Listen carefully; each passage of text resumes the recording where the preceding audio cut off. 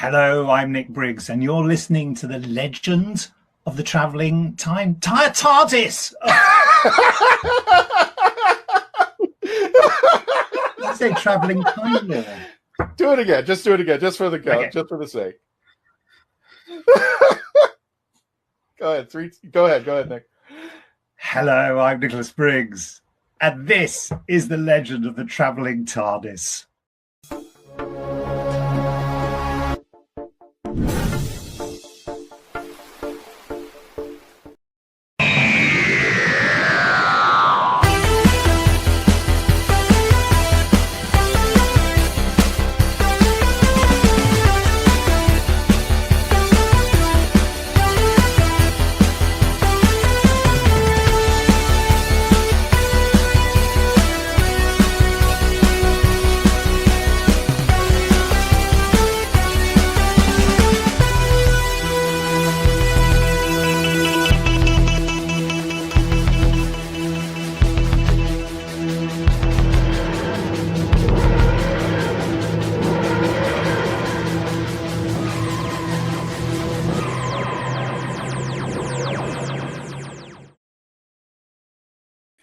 Hello, fellow Whovians, and welcome to the Traveling TARDIS on this, the day of the Traveling TARDIS.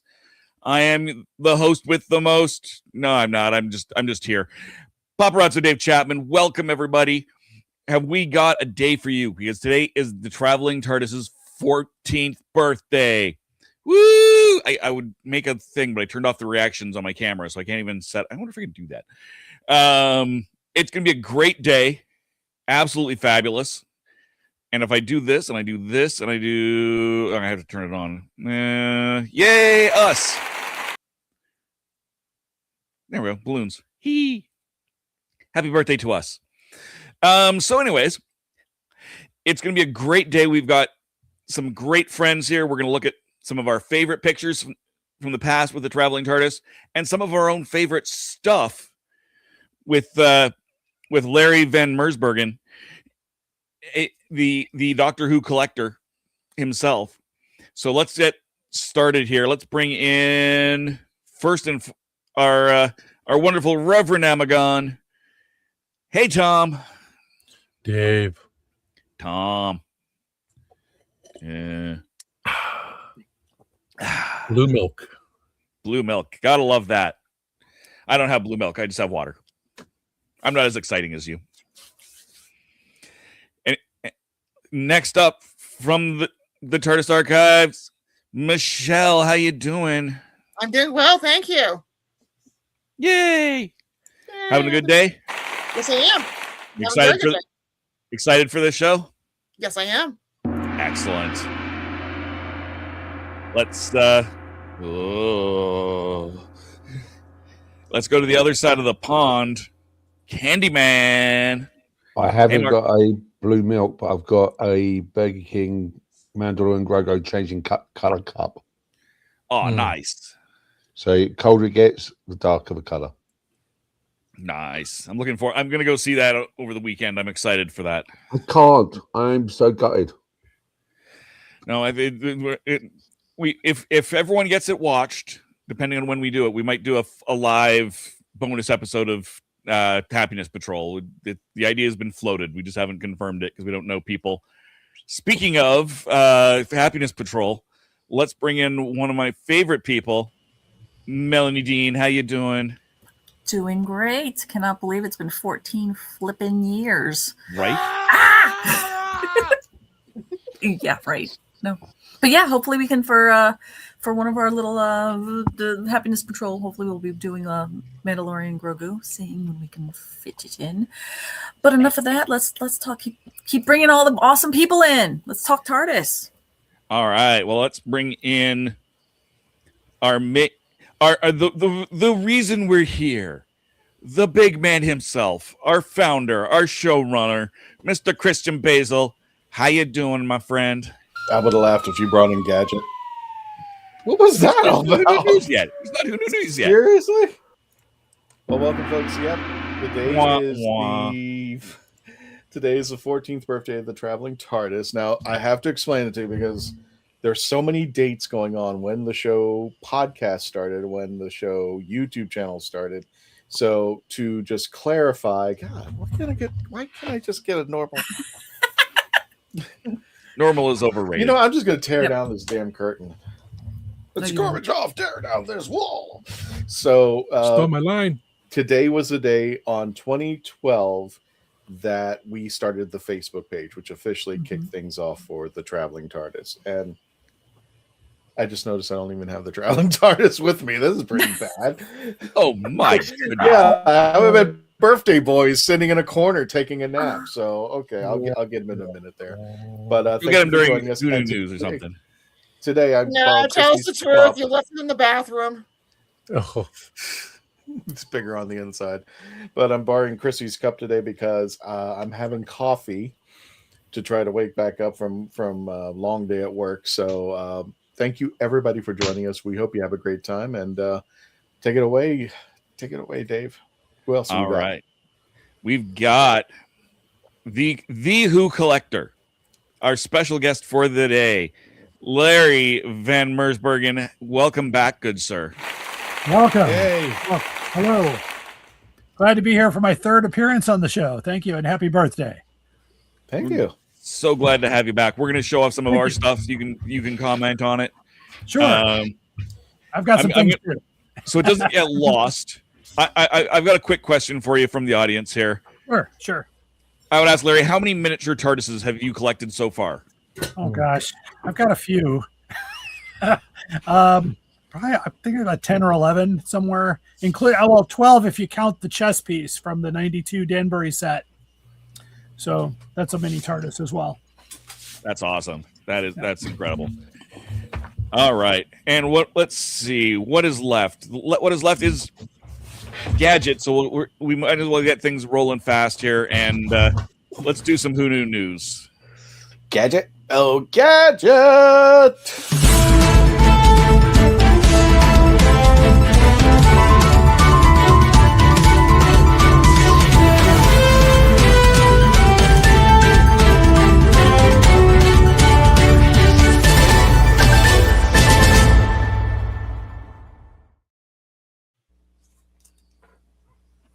Yeah. You're on mute, Gadget. I remember Fishy. Yep. This came after because the chameleon circuit. Remember the joke we were saying? The chameleon circuits were broke. That's why we got different TARDISes. I'll give it a little bit of a brief explanation about the. Wait, I don't have my camera on. It's great. You don't have your. I don't. I told you I need the coffee. I need the coffee right now. It's just things are just not working out there. Where's God? What? Yeah, there's little boy Blue. Finally, there you go. 14-year-old birthday boy. Happy birthday. he turned gray. He turned gray. That's right. Like all of us. Gray. And mine collected a little soot.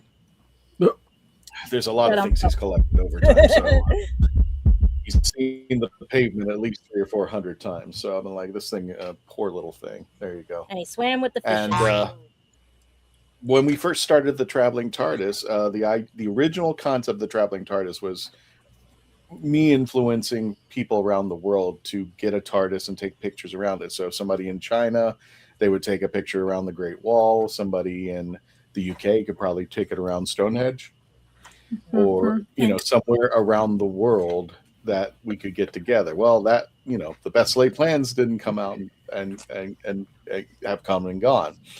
But going back to Gadget, where is he? There you go. Yeah. Going back to Gadget, she followed in the footsteps. We actually did have a crew of like 4 or 5 people that had their own We had TARDISes. UK, I think. We had UK, me, and I think we had one in California and the Midwest, I think, too. Yep, we had one in Tennessee.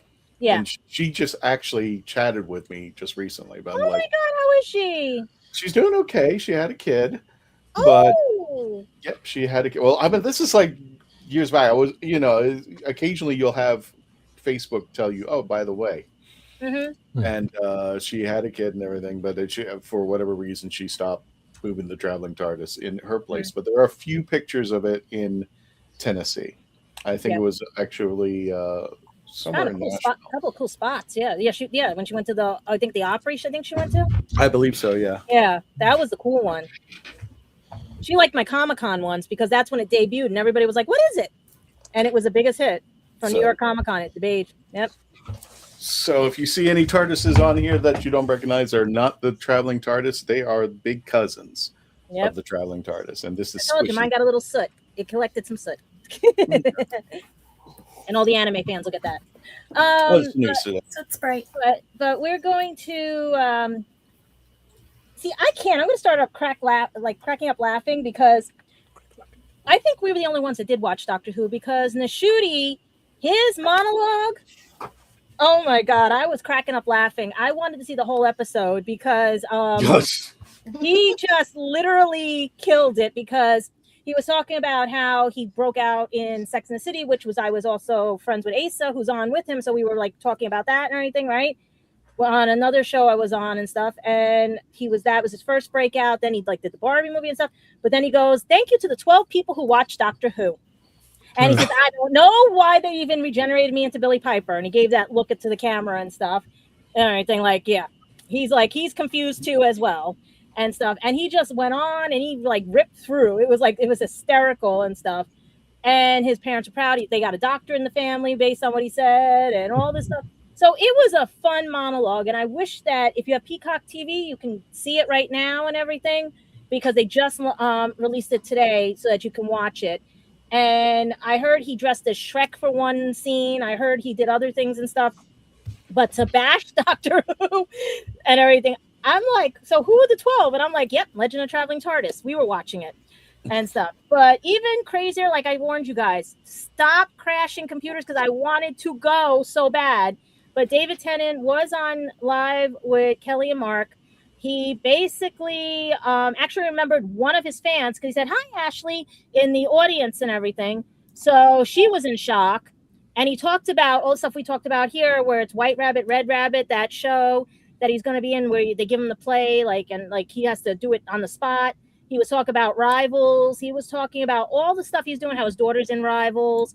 And he just gave a wonderful performance and everything was pretty cool and stuff that a lot of fans, even some people I've talked to that after they saw the show were like, oh, I wish I could have got his autograph. Some people did, but they had to rush him off to do other things and stuff. And then it's a little bit, how do I say heartbreaking? Those of you that remember, how do I put it? Peter Cushing's Doctor Who, the spinoff and everything, the serial, the alternate, now canon, now whatever. Actress Jill Curzon passed away. She was in Daleks Invasion Earth 2150 AD. Hello. 87. And she played the role of Louise, the niece of the time traveler. And it's interesting. It was pretty cool. I remember catching them on Saturday mornings right after Bugs Bunny, you'd see it. And it's just sad that she passed away, natural causes. And 87, not bad. She has books out. She's been in the documentary for the Daleks. And I hope you guys check her out because it has become canon. And I wish that they could do a cool way to throw back to this series now and everything. But if those of you that are looking for the land and the sea, keep swimming. Just keep digging, swimming, because it ain't landing anywhere. It basically, Disney did not renew anything for June per se in that category, but they technically do still have to honor the Christmas contract and this part of the contract. So maybe it'll be around Christmas time. Maybe it'll be with the next. Remember, there's quarterlies of when shows come out. So maybe with the fall season, who knows? But we ain't seeing air or see anytime soon and stuff. So that's it for the news, except for happy anniversary to the Legend of the Traveling TARDIS and all the people that attended cons, ventures with us and everything. Some of the cosplayers even said, if it wasn't for you guys, my cosplay wouldn't be out there. So I'm glad we did this because it brings joy to people, And look, you're at 100-something K, right? I think, What are we at, 118 now? 118, I think. Yeah, 118. Yeah. Spawned off a podcast and really. It's crazy. Let's give Crazy. Skip little boy blue. Yeah, he doesn't look the same as he did day one. He looks No, I think completely. you had. I saw your first picture, and I was like, "Yeah, that was a bright blue." He was little boy blue. Now he's little boy gray. So I guess he ages over time. Mm-hmm. So poor Yeah. thing. And Much like Jack. No, he's steely blue.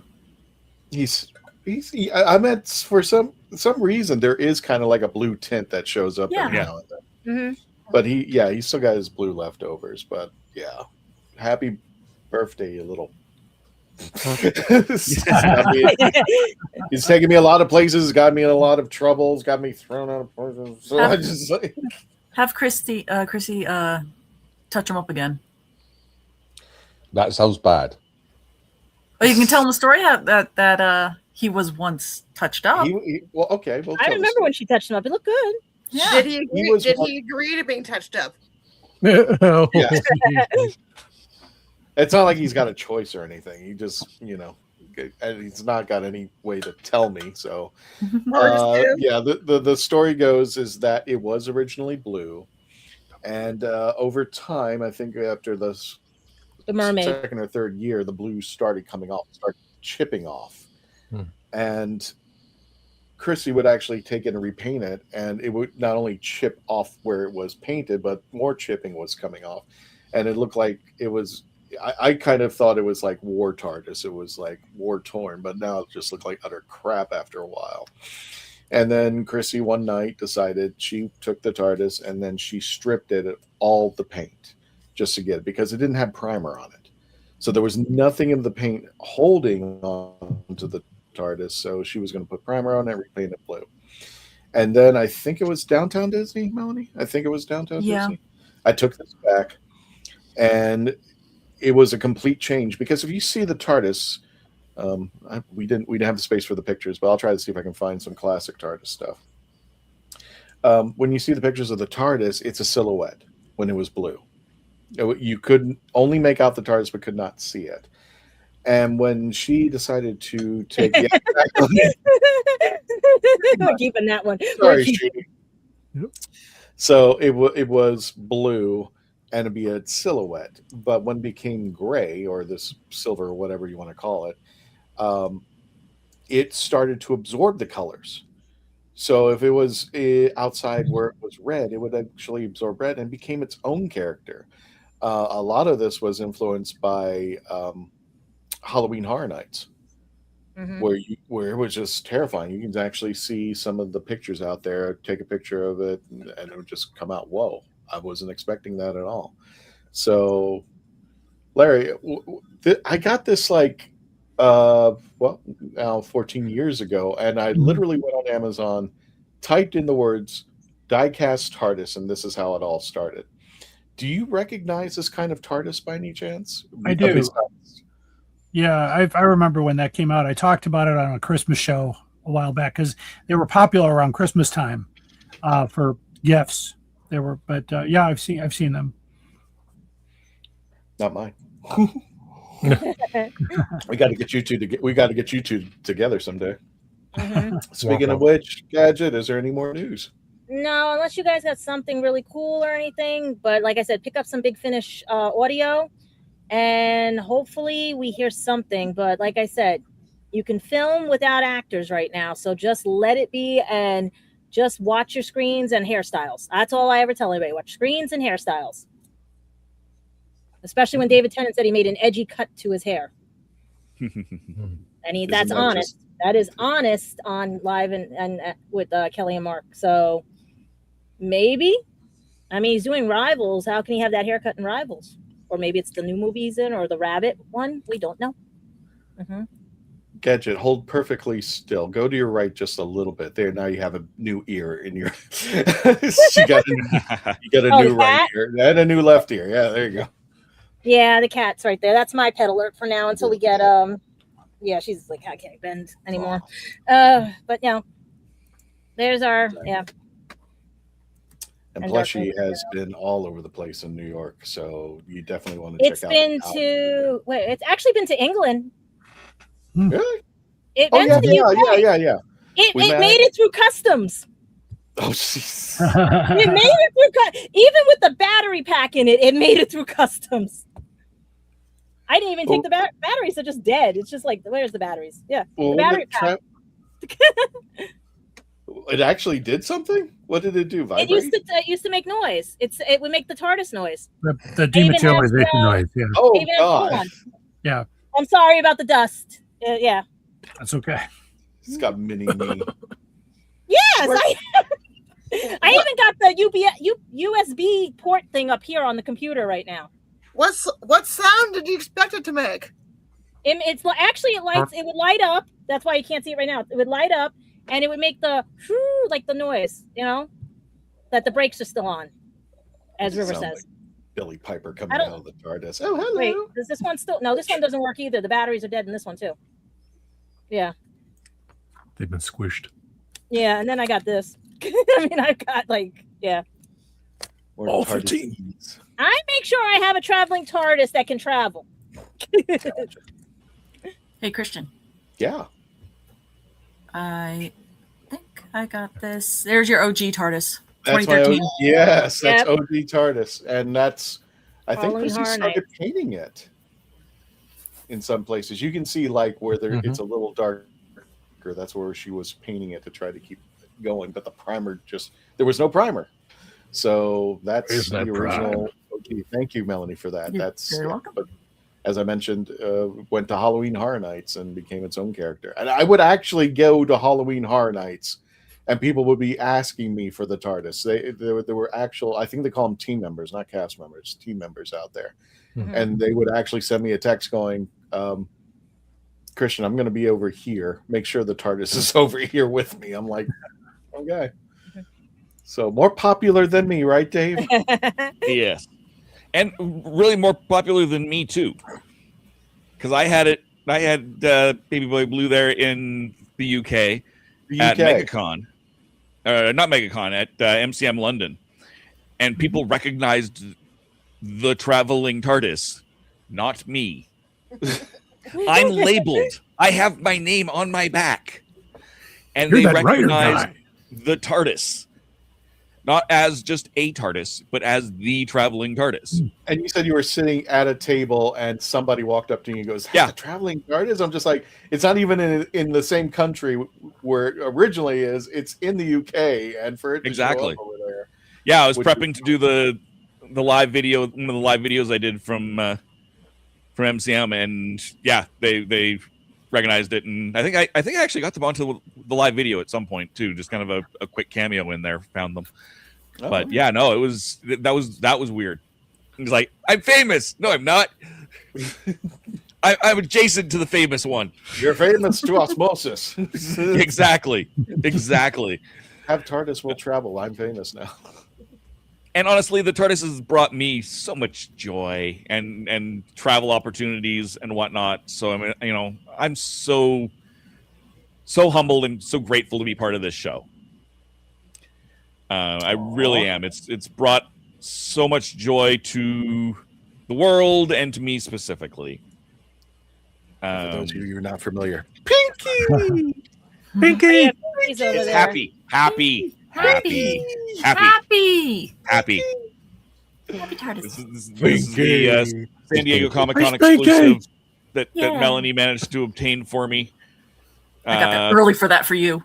Yes, and I'm super grateful for it. And I don't travel with this one, but I should. But I keep him here. Normally he's up in that corner next to my Garfield and my Cobalt. I brought him down here so he was within reach. Mm-hmm. But I mean, just to throw up pictures, because we can throw up pictures. I'm gonna, I had the opportunity to go to the Operation that's Flat Track. right. Yes. And that was I took a bunch of pictures there, and I got to actually do a bunch of filming. They took me on a tour behind the scenes of it. I actually went through it twice and got to do some filming for some review stuff for the rathole.ca, and some great pictures from the traveling TARDIS. I think those are on the Facebook page, and a picture we all recognize because it's in the credits. Yeah. I got to meet Simon and Tony. Mhm. And we went out for the day and we kind of just hung out and spent some good time together, and it was such a meaningful day. And so that wouldn't have been possible without the traveling TARDIS. So I'm so grateful. I've got others in here, but we don't have to. You know what? I am going to do it because I can. This doesn't have Little Boy Blue in it, but this is a great picture from MegaCon. Oh God, that was the 10th anniversary, and MegaCon did it on the day as well of the 10th anniversary. We got to take the stage over there, so thank you, MegaCon, for giving us the opportunity to do that and talk about Doctor Who. Christian, you have the awesome. Is there one of my pictures that I'm standing by the Doctor Who experience in mind that I sent you? When we go into the show Prime, I actually the pictures you sent me.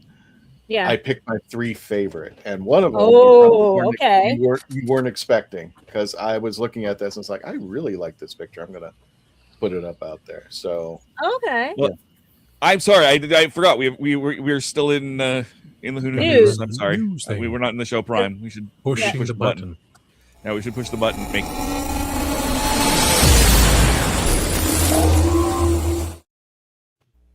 Okay, we're out of the news. There we go. Now we can. Now where was I? I was talking about this. Where was I? Where was I? Seriously, Larry, we're professional. I know you. I know you are. This is enjoyable. This is make it look real. Just make it look real. Exactly. Right. So today, for those of you just joining us, welcome to the Legend of the Traveling TARDIS. We're celebrating our 14th year in existence. Not the podcast. We are celebrating 14 years of this little metal. Okay. This little metal guy right here.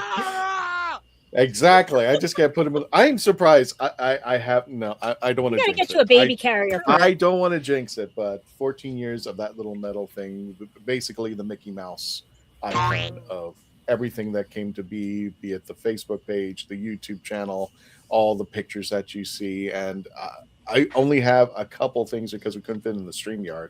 I might pull it up on the Facebook page so people can see. But somebody was asking how many celebrities you got, and I was like going up and I'm bringing my phone. I kept scrolling.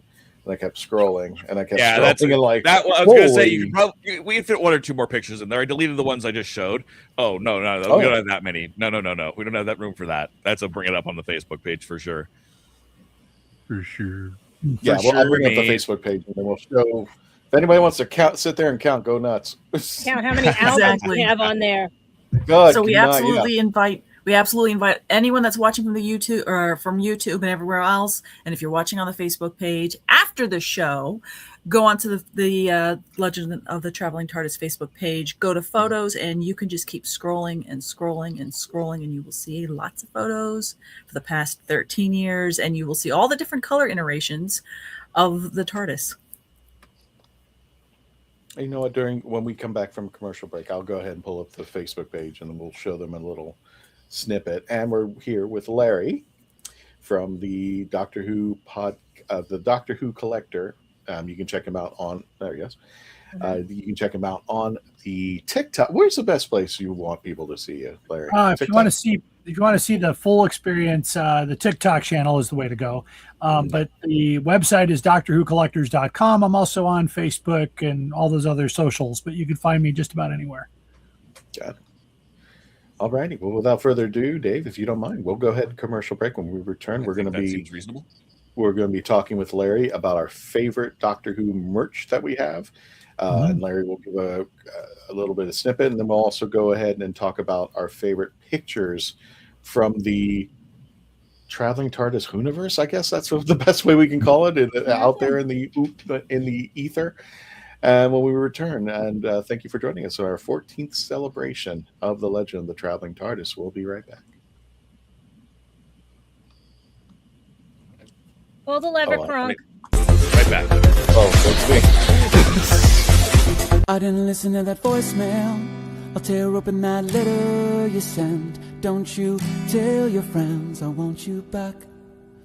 I gotta leave you now unread, because you've already said those words that switch my heart to dead from loving you. So you'll stay ghosted and I'll stay focused on sewing clothes. The spell stays unspoken, a dark silhouette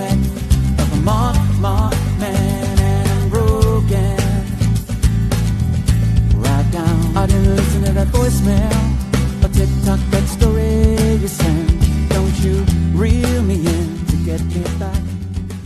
I'm gonna leave you now. Are you tired of toxic fandoms? Do you wish we could go back to being happy? So do we. We created the Happiness Patrol to get away from all of the toxicity in fandoms, in life, and so we decided we wanted to do a show about something that makes us happy. And in our second season, that's movies that make us happy. So join myself, Cameron, Scott, Jessica, and Melanie on Happiness Patrol at youtube.com/@happinesspatrolshow.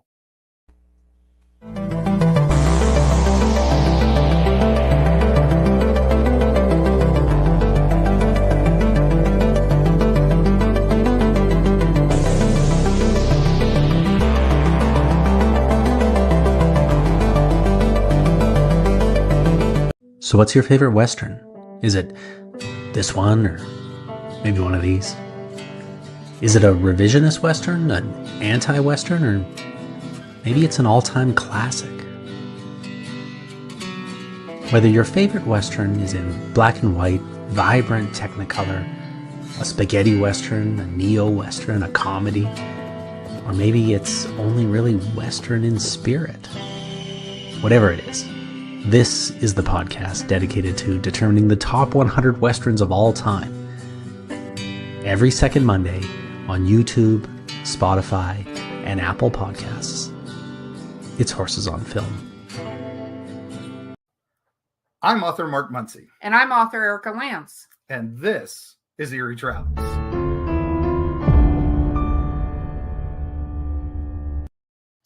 Greetings, travelers. Join us as we travel through folklore, myths, monsters, legends, and dark history. Now, we'll be your guide to the spooky side of reality as we discuss cryptids, paranormal, and all things preternatural. Sometimes we find the truth is way scarier than fiction. We're on twice a week on your favorite podcast platforms, including iTunes, Spotify, Amazon, and YouTube.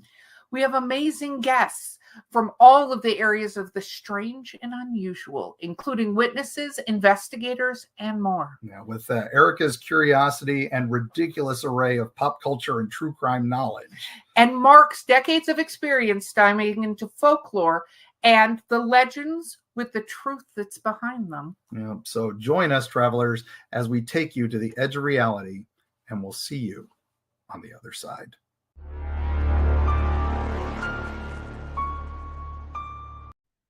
Hello, I'm Sadie Miller, and this is The Legend of the Travelling Tardis.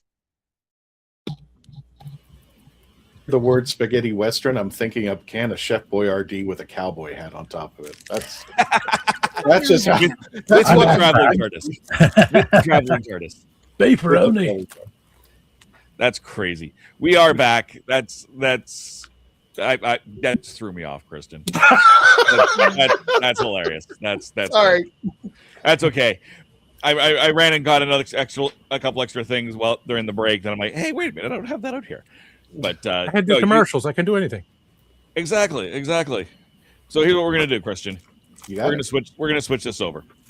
We're gonna give you control of the show. You can run the thing. You know what you want. It'll run the thing. And it is your show. At the end of the day, I'm grateful to host it most weeks, but this is your show, and I think because it is the anniversary, I think it is only right that you take over that hosting position. He's just making you do the work. I know, because I made him do the work for a while. So for those of you joining us, welcome to the Legend of the Traveling TARDIS. Thank you for joining us wherever you are. If you're watching the YouTube, the Facebook page, Rumble, thank you for supporting us. We have the wonderful Larry, and I'm going to butcher the heck out of it, Van Mersbergen. Hey, first try. Nice one. Okay. Yeah. We got Larry from the Doctor Who Collectors, and we're going to be, for our 14th anniversary, not the podcast, our little blue box, we're going to be showing our Doctor Who merch, and Larry's going to give a little take on that. And you know what? Without further ado, let's go ahead and go clockwise. We'll start with the lovely Reverend Amagon. Sure. Open his mouth. He's got Pocky. Oh, poor Tom. He pushes all the buttons, and Now I'm pushing his. now you're pushing his. Yep. Oh no, this one's no, never. That was the wrong one. Don't have much to say about that one. Yeah, a friend of my friend. So yeah. But besides all the customs I carry, many customs, like that shows off because my brother in the UK took the 7th Doctor's character options TARDIS and made me the 8th Doctor's. Oh, yes. Great detail. Oh, wow. Very nice. Actually had the... Oh, yeah, he wrote that he made it. It had the sound effects and everything in it. But over time, I forget. And besides customs of me as the Doctor, Daleks and such, besides all the Target books, all the books that are available, all the Talking K9. Guess what? I kept in the closet. So I kept outside in the hallway next to the closet. You know, always a fun one. Yeah. The Tuner. TARDIS tuner, Yeah. which at the time, back in the day, I paid $75 for. That's a great price to pay for it today if you can get it. But you can. I had this because it is an AM FM tuner, I think. Because it was a radio, I did have it tuned in all the time to listen to my little radio stations and such. So, and it's still in the box, right? Or have you opened it yet? I take it out of the box. Of course, it's been used. Okay. But it's still wrapped up, sealed nicely, and with the box, it's significant. Yeah. Oh wow. That's beautiful. With the Wait, that's radio what that lights, looked Morse like? warp, and laser beam. So what, babe? That's what that looked like. Yeah. My uncle turned that into a Star Trek device. Tricorder thing. Oh my god. Thank you. Yeah. That's right. We're playing all the hits of the 70s, 80s, and 90s from Gallifrey, all your favorite classics. Admittedly, the package design on that for the box one, it's in great shape, but I'm just like taken aback at how vibrant that they really hit the color in that on the box itself. Yes. Usually stuff that's this age isn't nearly this vibrant. So it's like they must have really were smart and put a UV coating on this. If you look at Tom Baker a little closer, he's going a little Meglos on his picture on his From they took that from the title sequence directly. Yeah. Stop, please. Stop. What else you got, Tom? Again, besides custom character options and such, that's everything is somewhere. Who knows where? It's anywhere. That's where. Oh my God, no. So for bringing out purposes, besides getting out all the character options, figures, and the customs, TARDIS, Christmas tree, TARDIS thing here, the 3D printed TARDIS for myself. Again, action figures that look like me. Davros actually holding the head of me. So they couldn't get the plastic was different. Again, the larger Talking K9, which you flip a disc over, he had another sounds, more voices to him. Palatoy. I need someone to do a repro of the sticker because that was worn. I just kind of like filled it in. Yeah. The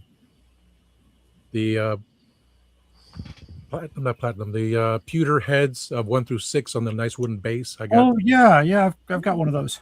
I couldn't get the second one with the aliens. Not that. Yeah. Anything that was newer and common. That was back in the day when the Intergalactic Trading Company, Intergalactic Comics and Collectibles was still around. Mm-hmm. I went to the trading company, sold all my Star Wars stuff. The trading for Doctor Who paperbacks. Yeah. But I got some little toys here and there, which they had available. I passed on the Mego TARDIS because it was kind of broken in there and they didn't have the actual figures. So that was my thing. And so when it came about, the first thing from character options was the electronic bank for the 9th Doctor. My mom's coworker brought it from England over on the plane, held it in her lap on the plane to bring it to me. So the first thing that we were able to get for Doctor Who there.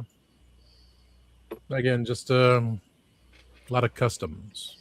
Lots and lots of customs. I even have a camouflage painted TARDIS, which I thought, okay, that's obscure. I'll bring that again one day. But that's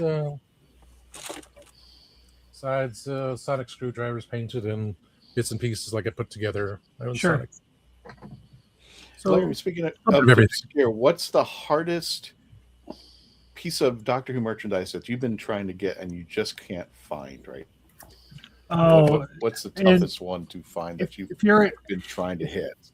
If you can find a copy of An Unearthly Child in hardcover from '81 that doesn't look like a truck ran over it, that's the hardest thing to find right now. And there's a guy out there with one with it looks like a light car ran over it for about $800. So they're for some reason they never got sold to the U.S. and only 3,000 were made and nobody's parting with them. So that's a kind of a hard one to get. The Day of the Daleks collector plate, only 30 were made because pre-sales just didn't hit target. So 30 were sent out. Has beautiful artwork from the episode on there. I've only seen pictures of it, but that one would be tough to find as well. But those are two off the top of my head that I can think of. The TARDIS tuner that he just showed, those are getting a little bit more available now. The price has come down to about $250 on those, but for a while they were going for $500. Wow! I would not give mine up. That's all. I've got mine. It's not in the box, but it works. So they're really nice. I forgot. I did have my it's underneath all my stuff. This is not the one that's borrowed. This is the one I actually bought. Oh, the Lung Barrow, yeah.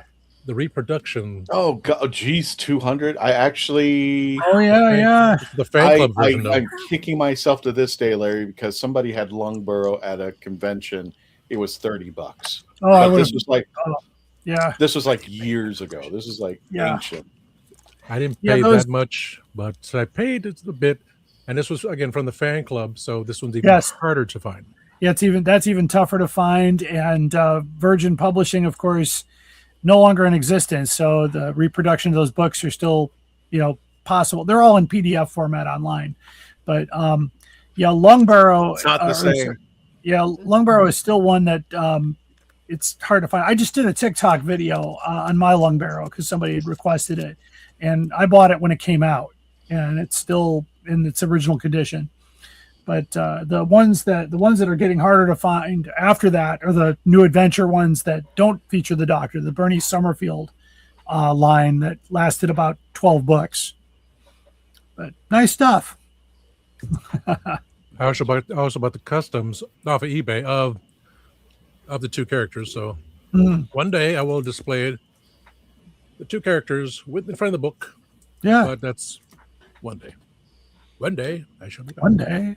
Well, the hands of the clock keep moving, and we're going to go over to Melanie. Next up, what kind of merch do you got? Oh, go for it.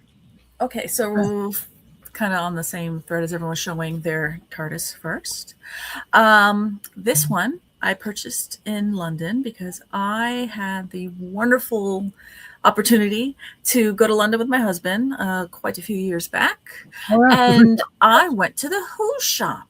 And I didn't know of this place because I was still kind of in my infancy of learning. Well, not infancy of learning Who, but at least the merch part of it. And I was introduced to this place by the wonderful and talented and amazing Candyman. And of course, I took the photo. So that's my husband, Candyman, and I cannot remember the proprietor's name to save my life. It's normally owned by Alex and what's his name? That's not Alex in the photo. That's not Alex. That's Owen. Owen, yeah. Owen is a very big listener to my show. So yeah, we've got normally have Owen and Toby, which work behind there, and we got Alex and what's his nice. Just a little. There's that part. And I did my own little thing where I took this one around and took photos of it. So this neat little, what do you see, velour bottom. It's got some nice speckled kind of dirt to it. That's because I put it I sat it in the Thames. So it's been baptized. So That's Yes. my. There's my Nice. cousin. Ta-da! So there's the Very cousin. nice. Now for my things. I like the 6 scale figures. That's my little kind of passion thing. I brought 2 of them down here now. Okay. I'm going to show off from a company called Big Chief. Yep, which I Big Chief. Yep. Longer around. Big Chief gone. Yeah. Come on, here is my ninth doctor. Big Chief gone. Yeah, those are nice. Those are well made. Absolutely. It's a shame they went bankrupt, which is sad, but yeah. Kind of in the sideshow kind of way of the front is magnetized, so you could pull this part off. Yep. And then this becomes I can't say diagram. I want to say diagram, and that's not right. Diorama. Yeah. Yes, diaphragm. Yes. Those are beautiful. Yeah, Big Chief made some really nice things. Yeah. Absolutely. It's a shame they're gone, but Yeah. they're very nice. I love Big Chief. They're wonderful. There's a few. I know Alien Entertainment in not far from me in Lombard. They have a couple of those in the display case because he bought 100,000 of them when they came out, and he's putting them out a little at a time.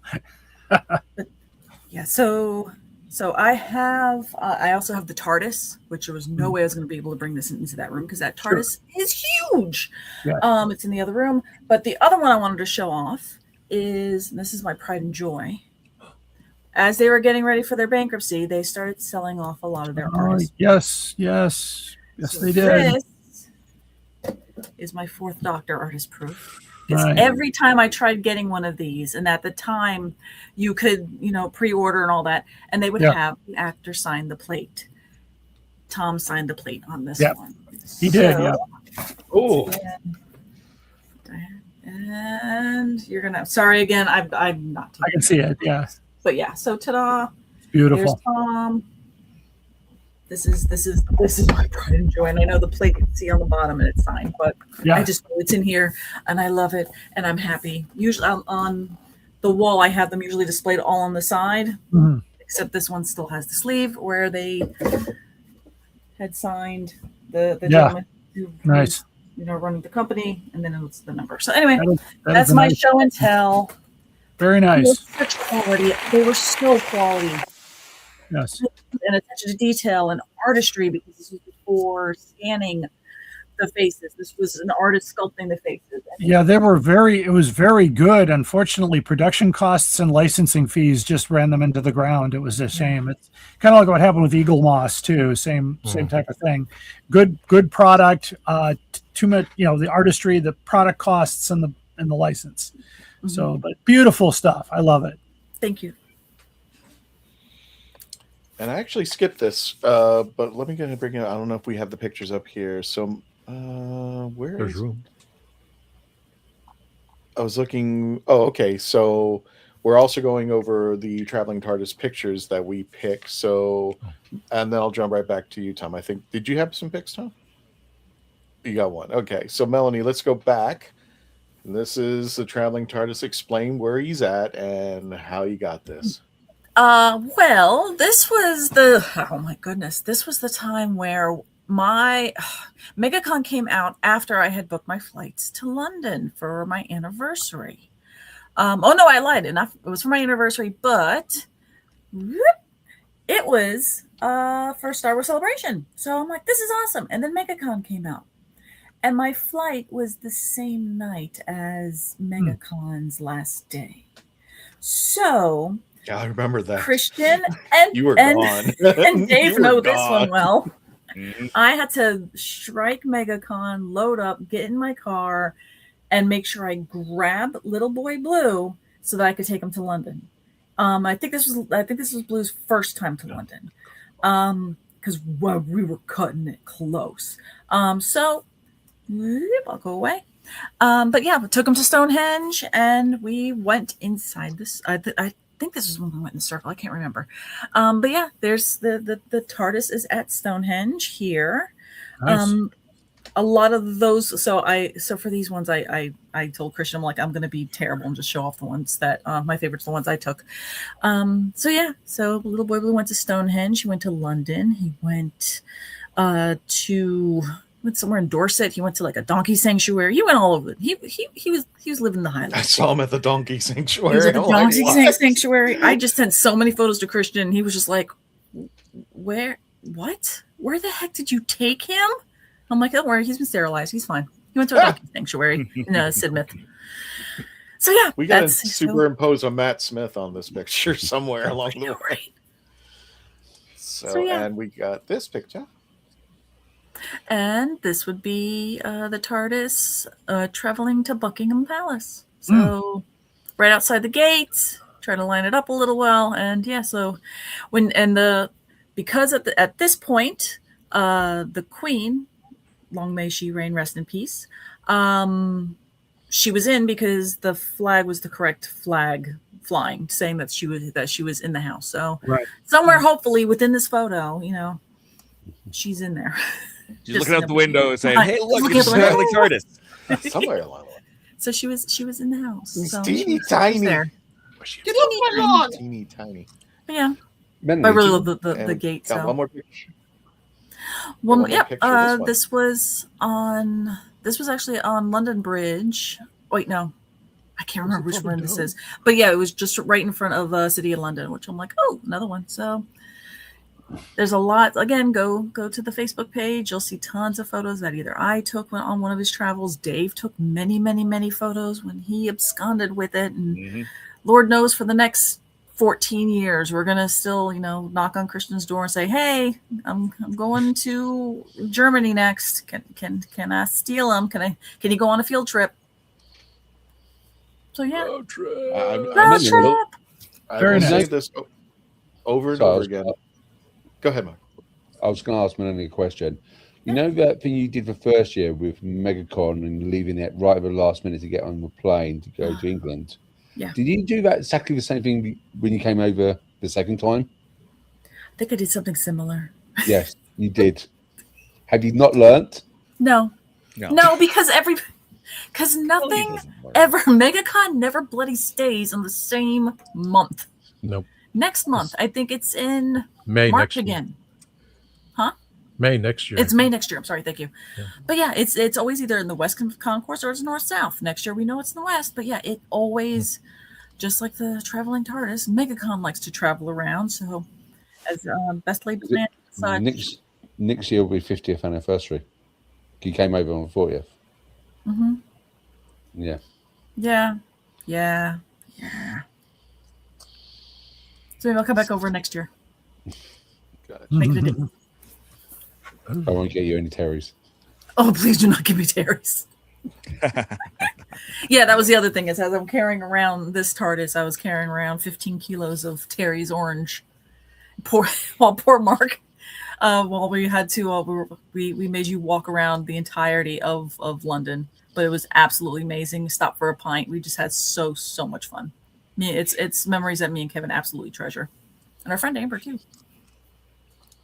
Tom, what was the picture that you pulled up? Yeah, what was your picture that you pulled up? Well, besides the normal one that you took of me when we were eating at IHOP, and the ones from MegaCon, this one I dragged you to a couple years ago in Lakeland, Florida, at the home of Julia, who runs the Guardians of Gallifrey, in her garage with the control room, console room, and we had Arthur Dykeman. So it's Arthur and I were taking a lot of pictures first. Then you came in and we did this one. So I had chosen the best one. Nice. A lot of silly ones, but Christian's holding the the grabber. I still need to talk about your beret there, Christian.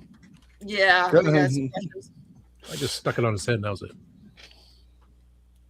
Got it. I just found the beret. It was on a hanger somewhere off camera, but and the traveling TARDIS is there, and we were just having a great time. It was just a GOG meeting of the OG, and it was just a fun time. And I forgot what episode they were watching, but I was just too busy hanging around the garage and the TARDIS there. So, alrighty, wrong timeline, Christian.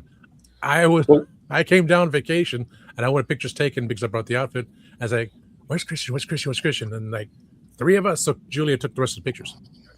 Larry, I know you're on a time budget, so we're going to stick with the merch, and then we'll come back and revisit the pictures. So, Thank Dave, you are up. What is your What do you got? No worries. I found this.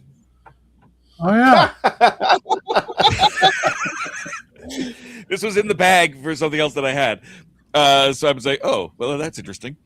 No, I've got, I won't show off everything over here, but I've got, why is that not focused? Oh.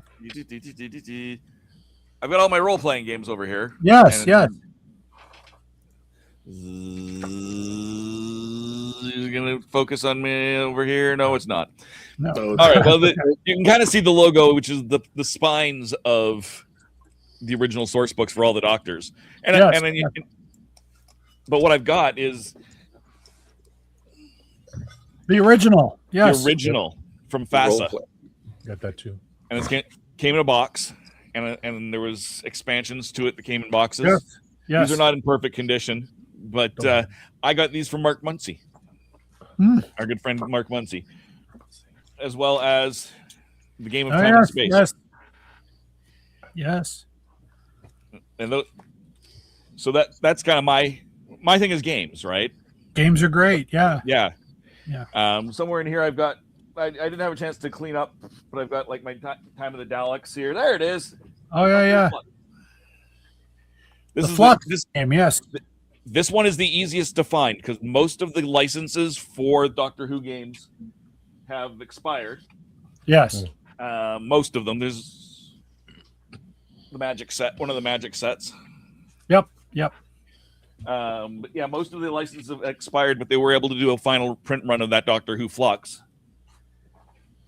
Thankfully, so if you're looking for a Doctor Who game, that's the one I always recommend is from Yeah, Uni it's Labs. still out there. Yeah. But Nice. these are extra fun. I don't know. Do you have any of the games, Larry? Yes, I have most of them, including the very first game, Dodge the Daleks from 65, War of the Daleks from 75. And I sold a ton of these in the shop back in the day when I had my store. But I've got the original role-playing game and a lot of the modules. I've got, Battle for the Universe. I've got 3 shelves of games. So Nice. that's games are great. I've got the Trump playing cards with Tom Baker and a bunch of those. I mean, there were so many games issued throughout the history. Oops, Tom Baker just did a dive off the board here. So yeah, I've got quite a few, but they're fun. I usually take one to Chicago Tardis every year, and on Sunday we play one of the games. So That's it's a lot awesome. of fun. Someday I'll make it to Chicago Tardis and we'll play a game. Yeah, hopefully this year we have Jodie Whittaker. Yeah. So it's that was the big reveal, and so we're expecting a full house this Thanksgiving. Yeah. It'll be a couple of years before I get down to the States again, but Mhm. we'll get there someday. Sure. But I know we're running on a time limit, so that's what I've got to show off. Is Great. is Oh, cool games are old- wonderful. Yeah. Cool old Those games. the original FASA game is harder to find now, and getting more expensive when you do find it. Yeah. And I There was- is I a was- version 2 was released as well, so there's a second version. Have you Go ahead. seen the second version? I haven't. Oh, hold the phone. It's just outside the door here. Hold that tiger. Hold that tiger. Hold that tiger. This is it right here. Oh, that version. Yes. No, that I have. Yes. Oh, good. Okay, this is I officially. thought you meant there was a second edition from FASA. No. This is considered the second edition since FASA is the first edition. Yes. Yeah. And Okay. I think it looks like it might be focusing better. I moved my camera over again. Oh, good. Okay. And so if we switch back to me, no, it didn't. It didn't go better. But that It's a little better. Yeah, I can a see little it. bit better. But here, these are that same second edition set. Yes. This is the first edition of the second edition, Time and Space, and all of the different Doctor source books Right. made up a logo. Yes. And the newer ones, of course, didn't because they came out with these all during the 50th anniversary. Yep. And I got a few of the versions of it over here. There we go. There Now you it's go. there we go. Yeah. But there's the starter set. Yep. that you just showed. Right. These are the actual labeled as the second edition of the second edition. Right.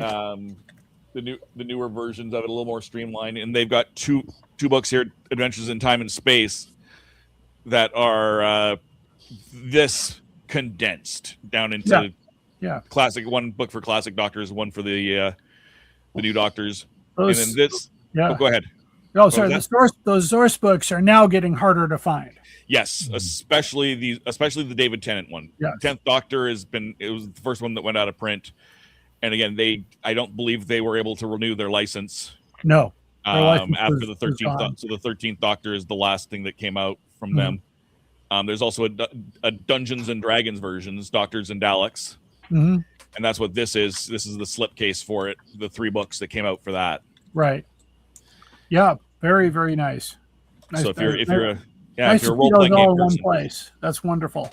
Yeah, if you're a role playing person, if you've never played all you've ever played is Dungeons and Dragons, look up Doctors and Daleks. You can still find the digital versions if you can't find the physical versions. And they actually use a lot of the Doctor Who role playing game books. They reference them. So it's while it is still the Dungeons and Dragons rules, it uses some of those other rules and information in these books. And they are the best reference book I've ever came across for each individual Doctor. They're brilliant. Wonderful. Those are great. Yeah. That's me. Well, I'll shut up now. Larry, thank you so much. Again, where can people find you? You can always find me in the Stratus world out there. Just my main channel is on TikTok, where I do a complete tour of the Who Room here. My podcast is found anywhere you get your shows, and we're working on the 100th episode right now, which includes a very special introduction by Mr. Peter Purvis. So he was on my show about a year ago, but that's coming out soon, and we actually talk about the missing episodes, which I know we're still talking about. TikTok, of course, Instagram, Facebook, and DoctorWhoCollectors.com is the website, and I'm on YouTube here too as well. But thank you all. It's been great to be here. Thank you, Larry. Thank you for joining us, and thank you for helping celebrate our 14th anniversary in existence. You're welcome. Thank you. Happy to come back anytime you want me. You got it, brother. Thank you so much. Thank you. And Gadget, it is your turn. Yep. I was You're about part to of the show this. I have 2 versions of this. This was on my Acer. Oh. Oh, wow. Okay. Jeez. I got a Doctor Who Acer, and it's also on my laptop, which I can't find. I think that's in storage, because fixing an apartment, you put everything in storage, because I have the Christmas ornaments in storage. I have the autographs in storage. So I basically have this in, and since Disney is like around in Perry, so I've got a Perry and a Perry. Get it? If you don't get the pun. And I got, remember I said I got every version to take with me if anything happens. You know, I got the USB one where it has little ports and everything. I had this when I was making the ices when we did the cooking show. And anything you find in the house, like, you know, this, and then we can't put these on the cars anymore because you get a ticket. But yeah. Are you serious? Yeah, they consider they're hiding the number of the plate, because now with these readers and stuff. Oh, God. Oh, Florida did something similar-ish, asterisk. Yeah. That was confusing. Yeah, we can't have them anymore and stuff because of New York. Life. So it'll sit in the window. But this one I forgot I even had. I've just found, that's what I'm saying. It's like, sorry about that. Baby squishy. I talk. Yep. I like baby The batteries all died in them, but he made it to England. He went to Newcastle, Durham, Lancashire, what is it with the L? It has the clock tower like Back to the Future. Lancashire, Cardiff. I think he was in Durham too. I know we went to a bunch of castles and stuff, because I know I posted them on the Facebook page. But yeah, so he's been to New York, upstate New York, I think. I think he's been to Jersey, I think. And England. I don't think he's yet gone anywhere else, you know. But that's maybe changing, you know, depending on what I think the universe is going to be doing. Since you mentioned the TARDIS in Europe, I'm going to go ahead and pull up your pictures. And Gadget gave me her pictures of plushy TARDIS, and I picked 3 of my favorites. The first one is this one. I've always seen this one floating about. Michelle Knotts. Yeah, she's the voices of Pokemon. She also works with some of my other friends and everything, and known her for years. It's a funny story how we met, but it's like it's one of those where ex-boyfriends bring you luck and everything. So yeah, she was friends with my ex-boyfriend's friend who does the convention scenes, and I was friends with another voice actor, and that's how we all like got together and stuff and everything. And we've been friends ever since. Like she's like what is going on with your household? Like she now moved to Texas, but she was originally in New Jersey. Gotcha. So yeah, but she's really nice. Like you guys got to hang out with her and everything. And you mentioned you were in Europe, and here's the picture I picked out. Yeah, the Doctor Who experience. Yeah, they made me. I actually had the Legend of the Traveling TARDIS sweatshirt on underneath that jacket. But when I went to the door, they said you can bring the TARDIS in, but you can't wear the jacket. So I had to put because it was a logo. It wasn't licensed through BBC. Oh my God. I could wear it through all of Cardiff, but so I had to put on my Sword Art Online jacket on. So I go into Doctor Who with a Sword Art Online jacket, and I had to turn around my bag because my bag also had the Simpsons version of Doctor Who, the 10th Doctor.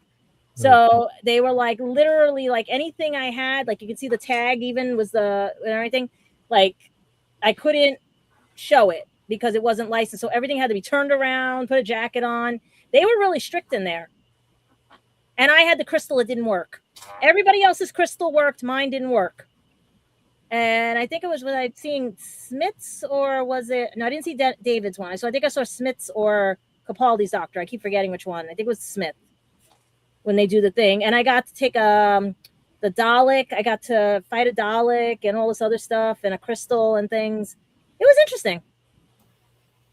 But I like it was fun. I even got to Carter Castle with it. That's where I found the ghost. Now, the third picture I picked was, I saw the picture and I just enjoyed it. It was just something that stood out to me against everything that you sent me. This picture stood out. Really? Yeah. Carter Castle. I was looking out. I just like the way you were using and looking at everything. Oh, I didn't even know. The funny part is I didn't even know that was taken. The X took that one. He grabbed my camera and I was just looking out and he just grabbed it. He took the picture. I liked it. It just it like tells a little story on its own. So I picked that one as well. So yeah, that one I have in a black and white version as well, and it's like crazy because I didn't even know it was on the camera roll. He just grabbed it and took it. So I was like shocked. So that one, everyone loves that one. I thought I put that in though in the Facebook album. I don't know.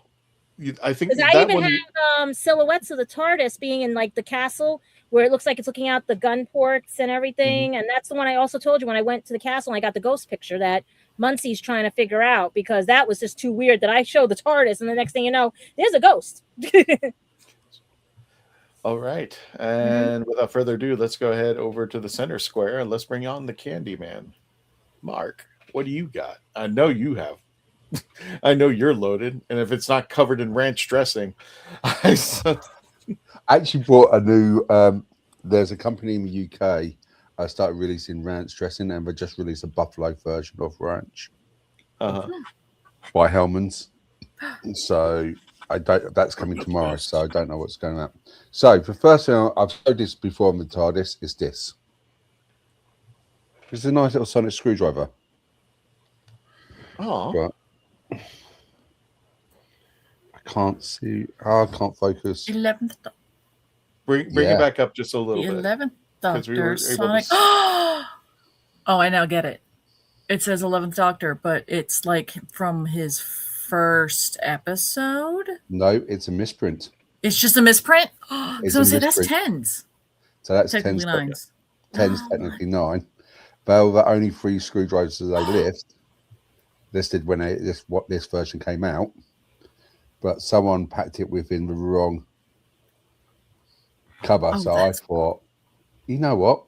I'm going to buy that because that is absolutely rare. You can't get that. Yeah, that's a misprint variant. Yep. That's cool. So, and one of these. Does anyone know what that is? No, what is that? Think Yeti. The Yeti, yeah. The Yeti. Yeti. So this was from the original mold. This is a repro from the original mold, and it's got Derek Martin and Fraser Hines on it. On the bottom. So that's quite cool. So yeah, I'm not. You can't even buy these. I don't know how I managed to get my hand on one of these, but I've got my hand on one of these. So it just this is what happens in the UK. You start to meet people and they start giving stuff out.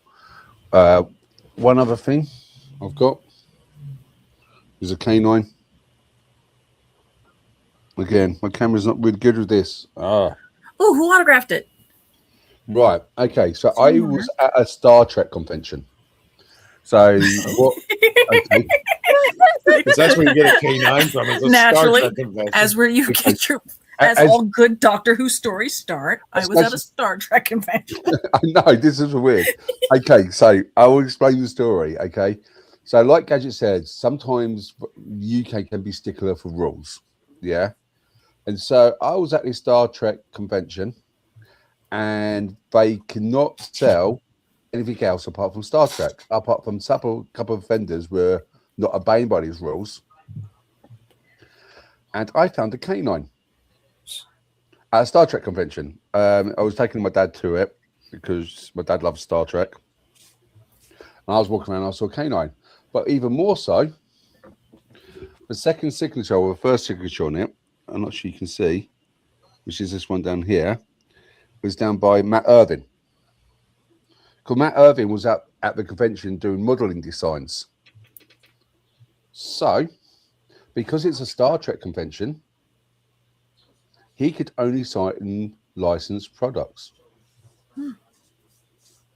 and charge for signing licensed products. But I've got a canine. That's not Star Trek. So he couldn't sign it and charge me. So it was a free autograph? Read between the lines. I can't say this because he told me not to say anything. But if you read between the lines, you can work out. And then I've got the top signed by John Leeson. And one more thing. This is not Doctor Who, but it is Doctor Who. It's a book. I haven't read it because I can't read books. I've got dyslexia. I get through one page. But this is by Captain Mike Yates, Richard Franklin.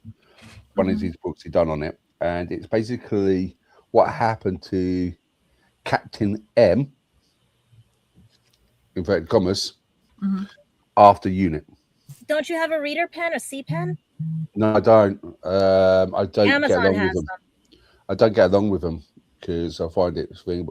I might have to invest with something like that, but I struggle just like with the 'Cause I have pages. my C pen for reading books. All right, okay. I can do audiobooks, but I find it's just I don't know how you work with the opening the pages and get the pen to read it as well. It's just I haven't got along with it myself personally, but yeah, that might be something I could do. But yeah, so but he was also signed it, so that was one of his last things before he passed away. It was at that convention, so.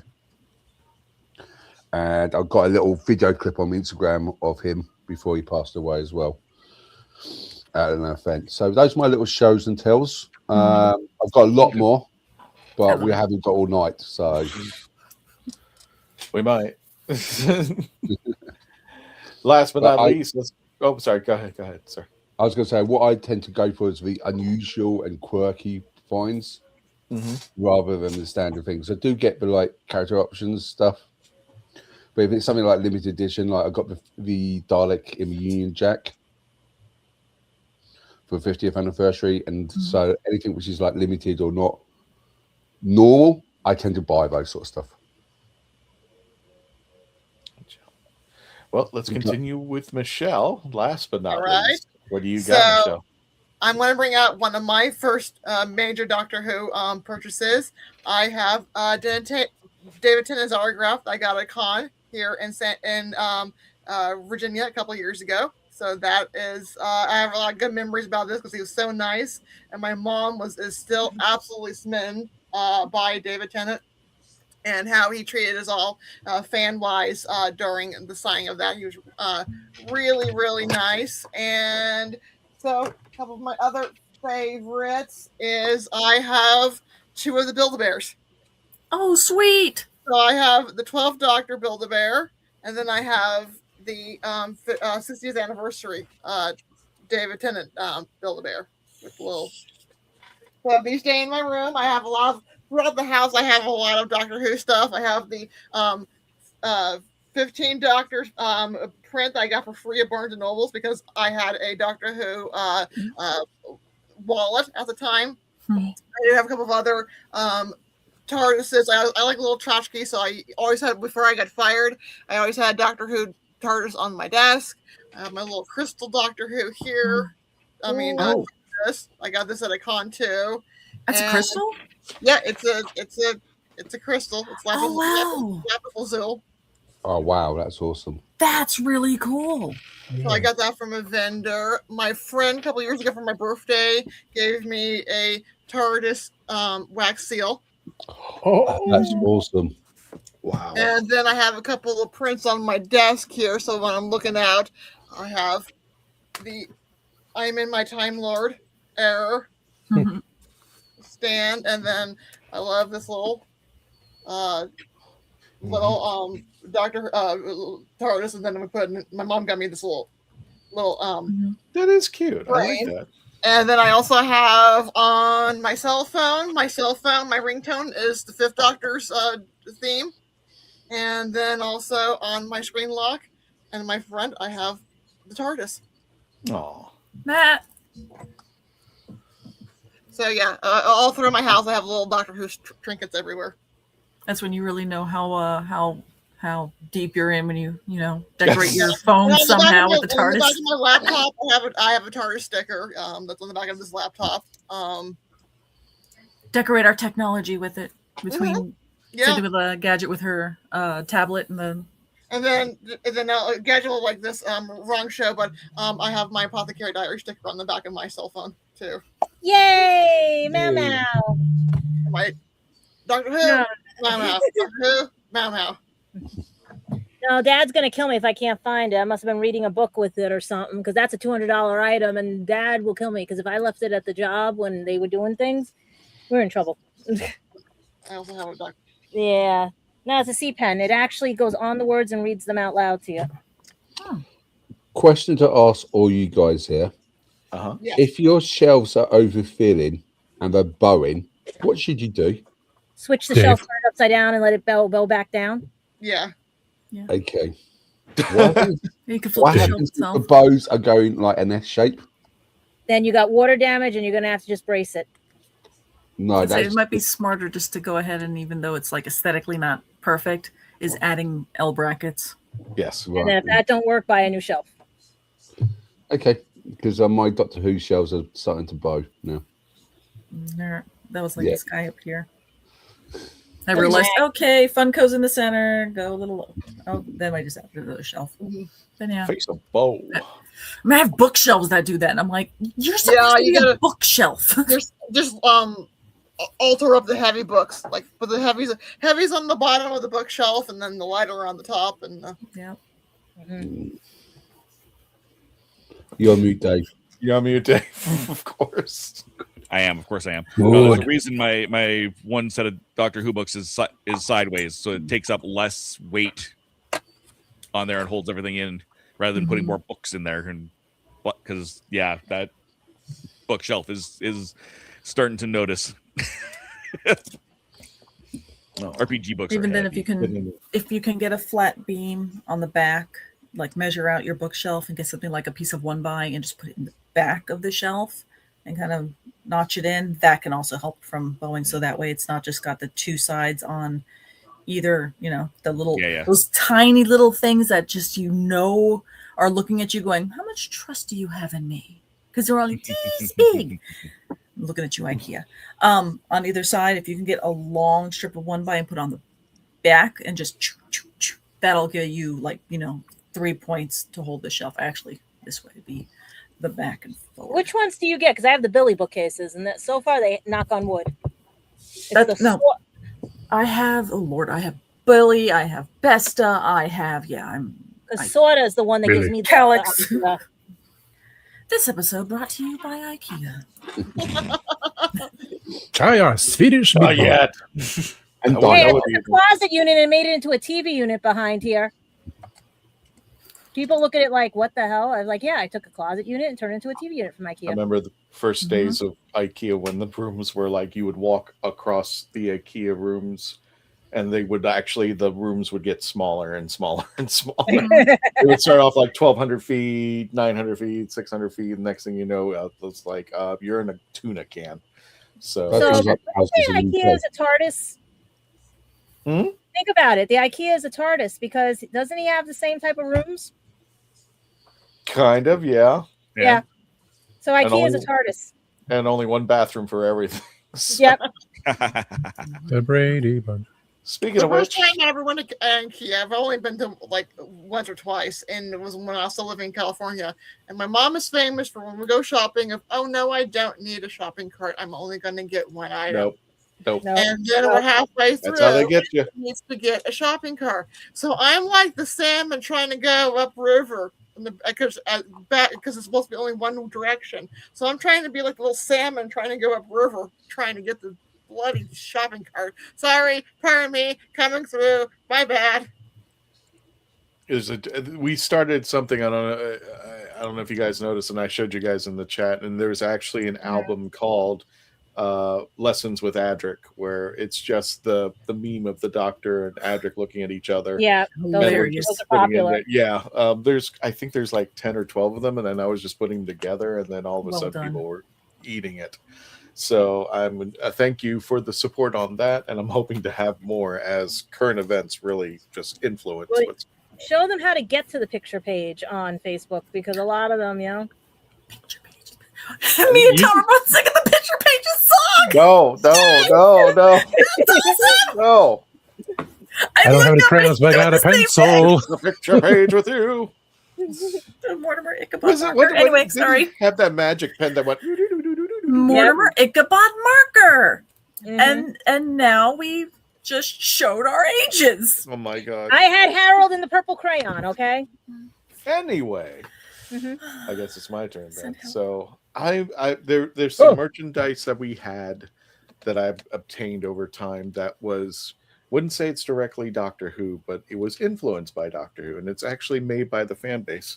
So I feel so bad because we never really had him on yet, and I didn't even read the book. So to Bruce McGill writing this book, The Iconic Time Box, this was made by a fan. He actually lives in Florida, and he gave me this book, and he goes, "Let me know when you want to come on." I haven't had a chance to read the book, and I still to this day haven't read the book. But I wanted to show you that this does exist out there, and he wrote this as a fan Fanfic. for Doctor Who fanfic. Yes, so that's a thing. And I don't know. I think you were part of the interview, Melanie, and I think Dave. I don't know if you remember this, but this book, "Shut Up and Eat" by Angela Pritchett. I'm trying to get this all in the shot. I saw a few recipes. I tried one, and I have yet to go through this completely. But yeah, if you ever find this is the unofficial Doctor Who cookbook made by fan Angela Pritchett. And I don't know if she's still selling these or not, but it was an interesting find because you can actually see recipes like the mini Tardis whoopie pies and Missy's blackberry sage drinks. So Those are great. I forget what recipe I actually did because I did when we did that interview. I actually did. Oh, that's right. You did. Yeah, I don't remember feel which like one it you did though. Corn chowder, maybe. Maybe. Yes, I think it was. Yeah, I think you did. And like I said, I get a ton of books. Whoology. Oh, yeah, that's somewhere. This one when we interviewed Andrew Cartmel, script doctor. Uh-huh.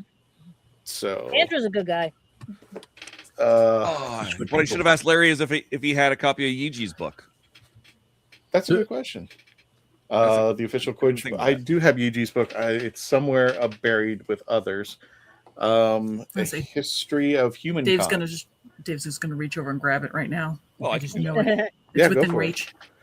But this is my prize so far, and I showed this in when I was over with the Daleks, but just happened to be over at Famous Faces and Funnies, and Rick Shea, who runs the place. He goes, "This is discounted," and this is Absent Doc Dalek Killer, which I still think when they talk about spin-offs, this guy truly deserves a spin-off. It's an amazing story. I think, if I'm not mistaken, if anybody wants to correct me in the chats, I think he was kind of the template for Captain Jack Harkness, which he is. They wanted to make a character of Doctor Who, but it would be completely different, where the Doctor is a non-violent person. Absent Doc has a deep and dark history with the Daleks. And of course, I mean, I don't have all the books with me. I'm trying to find them, but there you go, Simon. Yay. Let Zygons be Zygons. And I meant, got 4 of his books, and there was his signature. Oh. The Marvelous Christian Positive Thoughts. And this is 2021. So I don't know. Is he still selling his books? I meant, I don't. I think they're on Amazon. I'm not sure. I think they're still on Amazon. I don't know, because I'm kind of kicking myself because he was going to send me over copies, and I said no. The next time I come to London, I'll get them then and there. And he had said it's a date, and no, he got mad at me when he found out I was over there. Yeah. And without further ado, I think it's time to find out what's in this package. What's in the box? What's in the box? What's in the? We need a thing that says "What's in the box? What's in the box?" I didn't push any buttons. I didn't let's see here. All right. Of course, I misplaced everything around here. Now you can resize and What's the name of the company that the Jody's doctor it wasn't Amazon? What was it? Kerblam? Those red boxes. Kerblam, yeah. Kerblam. Stay away from the bubble wrap. Yep. I'm going to scan your QR code It was and find out where Chris you Chibnall trying to be a Moffat when there. This one was a little bit more harder to find, and I didn't realize how rare it was. But without further ado, now let me show you something before I pull that out. Boo. This is Chrissy was telling me about made a shelf for all the Funko Pops that I had. And if you saw, I think it was either the last episode or the episode before that, I finally got the TARDIS. And I found it and got it for a good deal. But there's my Funko collection up there: 4th Doctor, War Doctor, 9th Doctor, 10th Doctor. Doctor? What's that? Do you have the first Doctor? Because it's hard to see. That's why. Not yet. Oh. But I know where he is, and I was planning on getting him, but the way that I had to get him wasn't that easy. But there He's you in go, storage folks. right now. He will be. I'm hoping to obtain him very shortly. Okay. But there it is, and the companions are on the right with Sarah Jane Smith and Captain Jack Harkness, Amy Pond, and Missy, who are up there. And of course, there's the TARDIS just to do that. So without further ado, I'm going to introduce you to the new person. And this will be... Yes. There he is. Hi. Nice. The 11th Doctor. Now, the thing is, it's not... is he with the... Oh, yeah, he is with the Fez. Okay. It's the Hot Topic exclusive. Yeah. The weirder part is the 11th Doctor straight up, the 11th Doctor just in it without the Fez, is more expensive than this.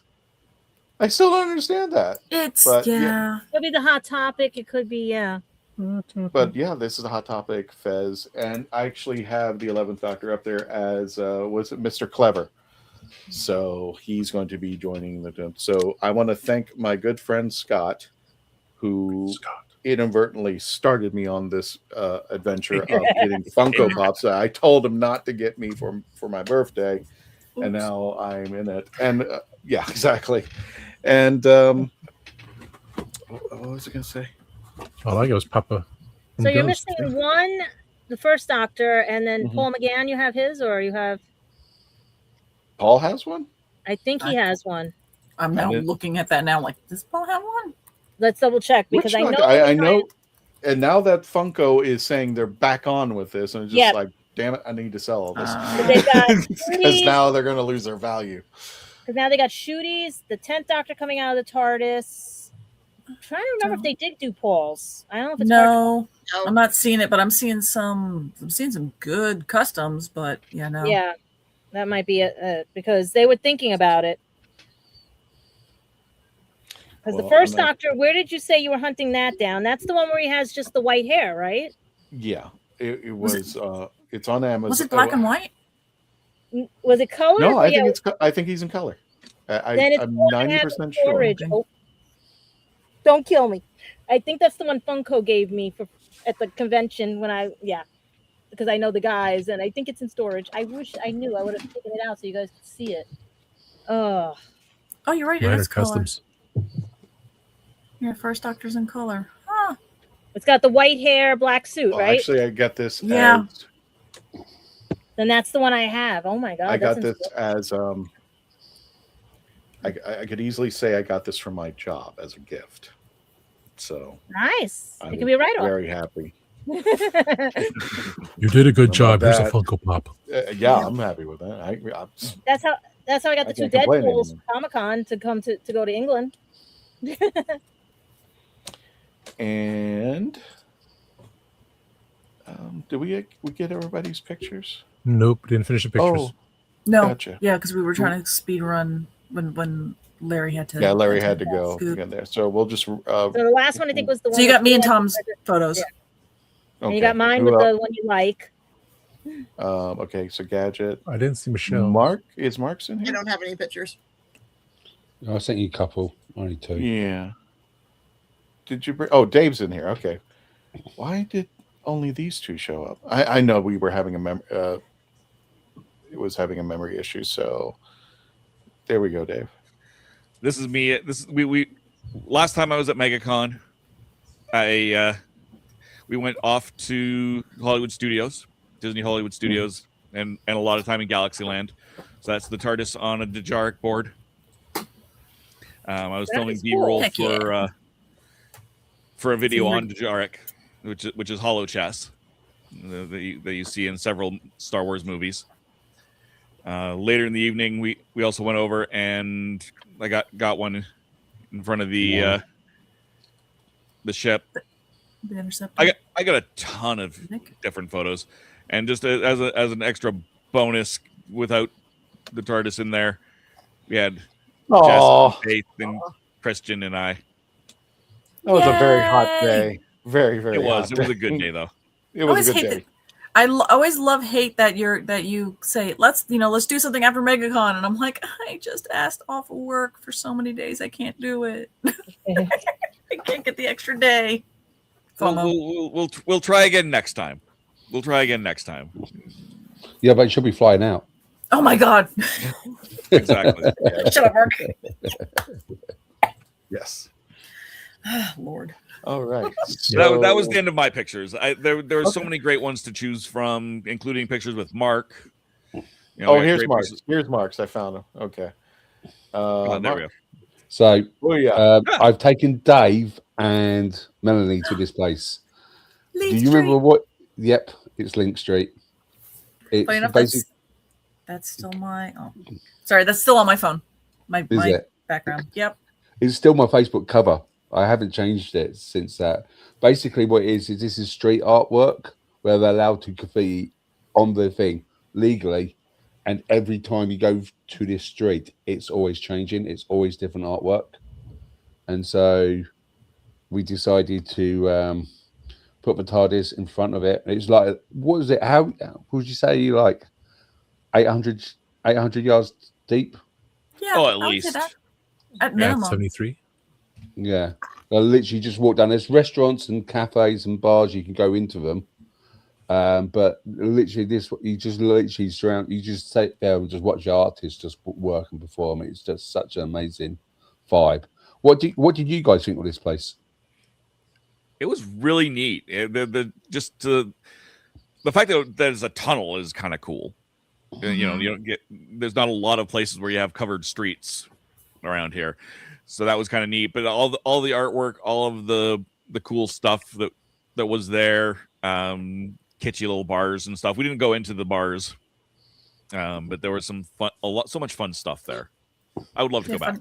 Yeah, funny enough, that after the day we went, Mark, Amber, Kevin, and I went back there again just to take more photos, and it was already. I mean, some of the art was already gone and repainted over, and I think we went to there was a slug and lettuce across the way that we ended up going to have lunch at. But yeah, because it was just so striking and so neat to see all these artists being told, no, yes, go for it, draw, paint, graffiti, do what your heart is content. And it's so invigorating to see the city go, all right, street art is a thing, give them the space and let other people walk through this and be inspired by this creativity. Yeah, it's and the thing is, it's not on one of these tour guides. You wouldn't go to what's happening in London. This would not be a place to go unless you knew about it. Mm-hmm. It's one of these sort of places in London where unless you know of it, you will miss it. It's a hole in the wall. Yeah. I had been to London, I think, twice before this, and I've never heard of it, never knew of it, except when Mark said, "Oh no, I got a place where I need to show you." It reminds me of Soho and NoHo down here in the city. Yeah, there's a tunnel when they go to the 1 train. They do this. Yeah. Speaking of Soho, you're gonna have to explain this one, Mark. Oh yeah, so always getting the girls out there in the UK. Okay, so but these ain't even English girls. They're Germany, aren't they? Austrian. I believe, they were German. Yeah, they're German. Yeah. So if you ever go to Earl's Court tube station, if you're going to MCM or not MCM, LCFF, go to the London Olympia, outside of that train station is still one of the oldest police boxes in London. Oh wow. So that is a proper police box in London where basically it's used. It's still there. It's not used back in the very early days of Google Maps, and you still can find Easter eggs. You can actually go down the street and go into the Tardis, and it will actually go into the Tardis. Yeah. But you have to walk through it. But every so often, every 50 year or 50th anniversary or 40th anniversary, you go onto Google and you can walk through it, and you can just literally go into the Tardis. I've done that. I remember somebody on one of our pages one of our chats had mentioned that you could do that, and I had done that before going, finding the Google location and playing the game and walking around. I didn't know that was this one. Yeah, that's freaking awesome. So if you ever go to Earl's Court, it's worth just stopping out for 2 seconds, and just tap out of the train station just to see this police box. And just in front of you, there's a Doctor Who merch store as well. Not as big as the Who shop. Mm-hmm. That was on the other town. I think when I went with Dave, I think we did how many 35 miles across London, there and back. Something like that. We did We started. We were all over the place. We started on the very east side of London and moved all right across to the west side of London. And we even back and forth a bit. Yeah. And I think one of these girls is actually on one of the things. I think the one of the leather jacket is one who kisses the TARDIS. Yeah, in our theme. Yeah. In the theme. Mm-hmm. I can't remember the names. Do you remember the names? I do not remember their names to save my life. Shame on you, Mark. I'm sorry. But it was literally when I was walking around, it's everyone was grabbing it. I was just offering, do you want to take a picture with the TARDIS? And went, yeah. And I think this is the time we took it on when the Elizabeth line first opened. Yeah. This was the first TARDIS just literally on that line as well. Just opened. Just opened. Careful of those German girls, Mark.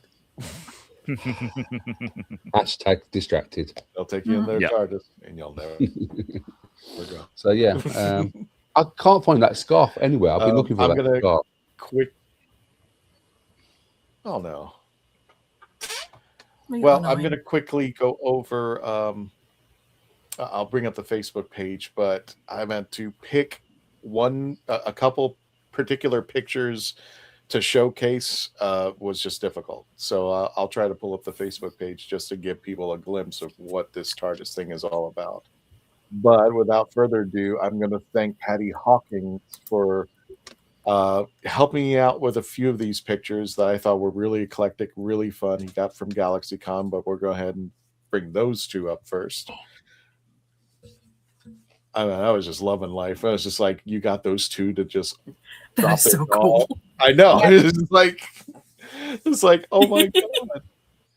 And there's actually a picture Jedi. of them. Oh, I thought I had it up here. I guess not. There's a picture of them when they were doing their panel that they were holding the traveling TARDIS. You know, they do that wide thing where they take a picture of the entire audience and they have the audience behind them on stage. Yeah. They were holding the TARDIS together. So I'll see if I can find it, but I was just living it. This is the one I'm still loving today. Yep. That That is your best picture. That's so Yeah, cool. man. I was waiting for those two to light it up. Yeah. I was like, don't you dare. Just, This one, I couldn't believe I got him to do this. And it just happened to be that there was a Negan cosplay in line. And he just happened to walk by. And I said, could you do this for me? And he goes, sure. So this is how it should have ended. That's the way. And of course, everybody loves this picture. Yep. Yes. Yep. The most one stolen right picture. Yep. I'm sure it is. Yeah, the most somebody, was it 2 or 3 people I know of at least have made fan art from this. Yep. And all I said was, I have no problem you making fan art. Just please let me know because I might actually buy the thing if you do it. I Give think me it's between this one is the most stolen, Yeah, and the second runner up would be the one with Amy and River holding it together because they use that one. That's They use that memeable. one too. And I was like actually, Jenna's. one of Jenna's the- I thought was going to be the next one taken.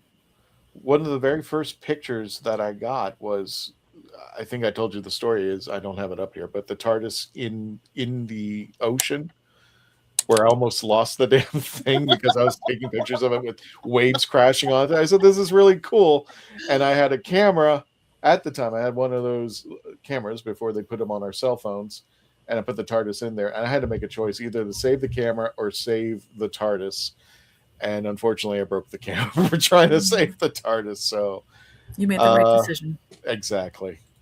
I managed to get Well- ocean pictures with the TARDIS and not destroy my camera. Oh, shut up. Just saying. Mine went in the Thames and didn't melt. Gosh. This one was taken, I think. I forgot where it was. Yeah, I know where Yeah. that's from. Yeah, because but he's in the background. Yeah. Yeah, they had all the camera. I know he's in. I know. I forgot, but he It wasn't. was I that, don't it was think he that other running event it. you were at. It was that other event you were at. I don't think he was running it though. No, it was a think- different event. It's just that he was part of it Oh, okay. because he was the handler for them. Another picture that everybody Yeah. seems to love, and then I just said, okay, this is really the reason why they fought at Cobra Kai. So these two, I was actually then neither one of them knew what they were doing. Just said, just fight over it, and surely enough, there they go. And the last picture that I've took recently was one I really thank Patty Hawkins for because I never thought I'd live to see the day that this would actually ever happen. Oh, Yeah. But there you go. Susan got to touch it. We Yep. got a picture of Susan. So there you go. So So who are we that missing? is. Are you kidding me? I mean, like, who are we like majorly missing? A major would be Oh, Tom. God, hang on a second. That's everything for that's him is it, right? virtual Yeah. now. Yeah. Is it share screen? Yeah, it's share Yeah. screen. Ouch. Oh, David. I actually thought it was funny that I managed to figure out how to make this icon move. Our little Wow. profile picture. Mhm. Huh? I just like it. The rotating. The When rotating. did they add that feature? I found it Years by ago. accident. I clicked on my profile picture and it said, "Do you want to animate your profile picture?" And I'm like, "Sure." And that's what came I think the out. Cleese one is also one of your top photos Yes, the Cleese one. because you worked for that one. I had to convince John. John was just holding it and play and just smiling next to me. I said, "John, really?" There's actually a photo album of the Team Tardis over here. So if you want to see who's been on it and take a walk down memory lane, there's a photo. JR's looking at it at Central Florida lovingly on the floor. Just yes, that one's great. Noise. Yeah, there we go.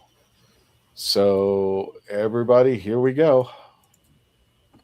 Every celebrity possible that I can think of is right here. In this one album.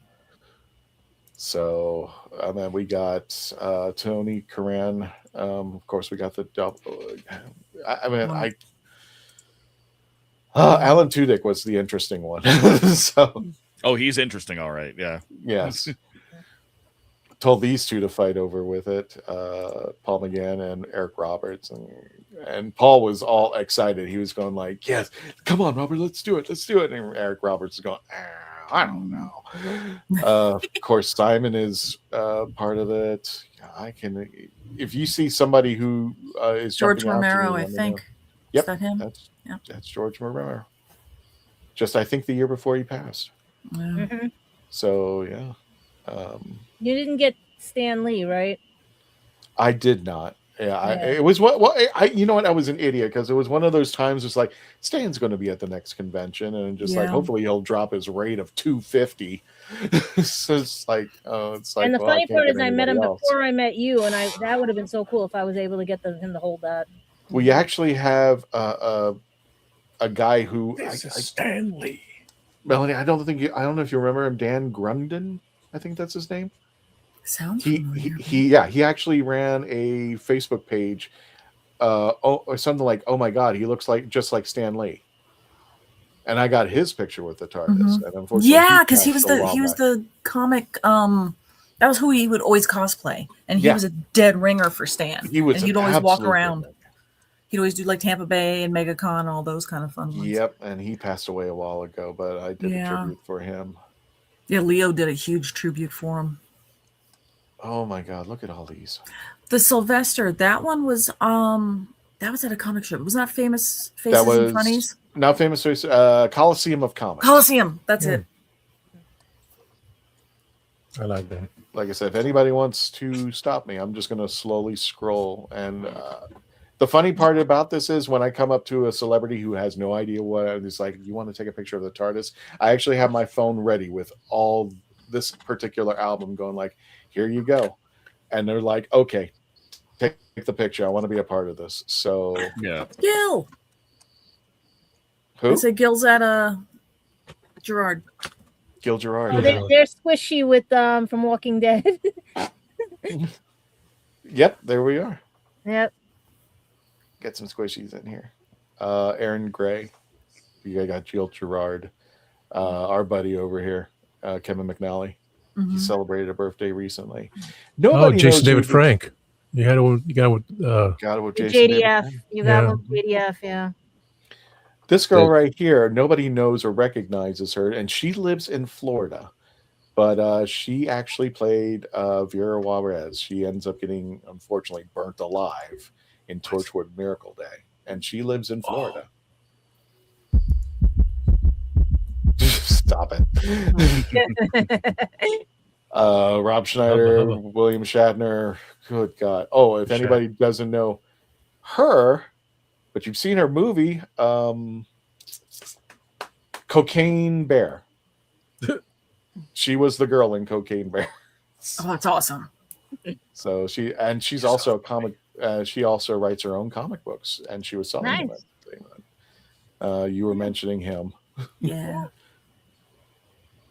Do not pose with it, John. Do not pose with it. And he goes, oh, okay. Boom. That's what came out. Yeah.